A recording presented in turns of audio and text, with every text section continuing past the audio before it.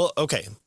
A form of circularity here is unavoidable. And we've kind of discussed this before, but it bears repeating here, especially from Frame. Does the circularity fall prey to the criticism that apply to the examples that he's mentioned above, like regarding Bach? Bach is good because he sounds like Bach. Does it sound like Bach? Yes. Therefore, it's good because it sounds like Bach. Great.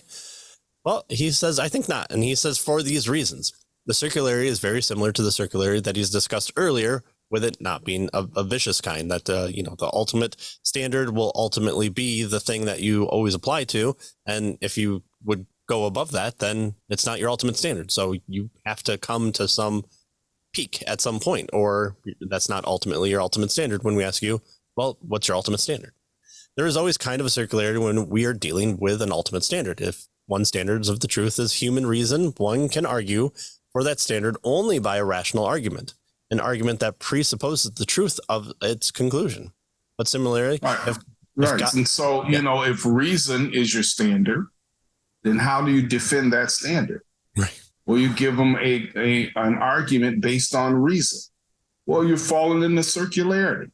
Right. So we right back into circularity. In other words, anytime you're using an ultimate standard as a standard, there is a certain amount of circularity that's involved in that. That's the issue that he's bringing out here. Mm-hmm. Right. And then does your system allow for it? Well, I do because it's helpful to me. Well, okay, then God exists because it's helpful to me then. So therefore God exists. Great. Well, no, you didn't prove it. Well, you didn't prove it either. So you didn't prove that reason outside of reason is reasonable. Right. Good. Great. But similarly, if God is the supreme standard of truth and rationality, one may argue for that standard only by presupposing it. And so he says the same circularity is present in any attempt, Christian or non-Christian, to establish the criteria of goodness. Mm-hmm. Right? So let's say that someone tries to prove that goodness is an abstract form without any personal exemplification.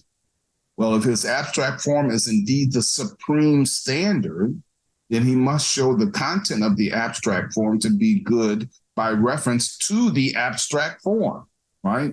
And of course, that argument is circular as well. So anytime we have an ultimate standard as a way to determine something, we use the ultimate standard in order to show that the ultimate standard is the ultimate standard.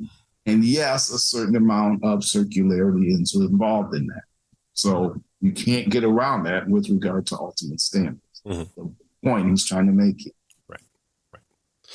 So some might argue that circularity still presents a problem, despite the observations above. For even though the circularity is shared by all religions and philosophies, they might say it is still circularity and therefore objectionable. Right. But if it is, the whole enterprise of reason is invalidated, and we are forced into radical skepticism. Yet that sort of objection is self-refuting. Exactly. If the circularity of reason invalidates reason itself, then it invalidates the objection as well. So I'm giving you a reason why reason isn't the reason, which is my reason, but then I can't give you a reason. And so, right. So we see the contradiction there. Besides, skepticism itself is a self-refuting position. Any argument for skepticism presupposes some knowledge. Nope, I don't believe that. Oh, okay. So belief is something that you must hold in order for you to accept it. Well, yes. Right. Well, okay. Do you believe that? Well, yes. Okay. So this idea is then a rational argument, which you don't buy because you don't hold to that belief. Okay. Well, the trap has been sprung. Exactly. And so, he's going through these various, reasons why his position is the correct position. Right. He says everything we know about God's goodness comes from him. God's revelation is both our ultimate criteria of truth and our sole source of knowledge about God's goodness. Mm-hmm. So we believe that God is good, then because God tells us that he's good. And so obviously there's a certain amount of circularity. But it's a broad circularity, not a narrow one, right? It's a circularity loaded with content, he tells us. Right. It's full of evidence and richly persuasive. In fact, I have a book that you should read.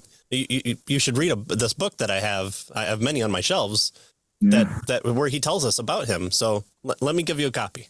Right, exactly. And we're literally surrounded, he tells us, by Right. evidence of God's goodness.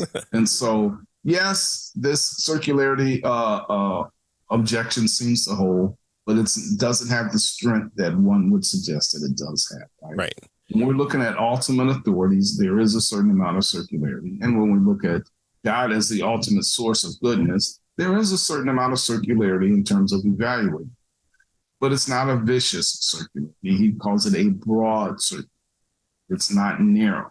And so he suggested that it's an acceptable kind of circularity, just like the circularity that we have when we're attempting to defend reason with reason.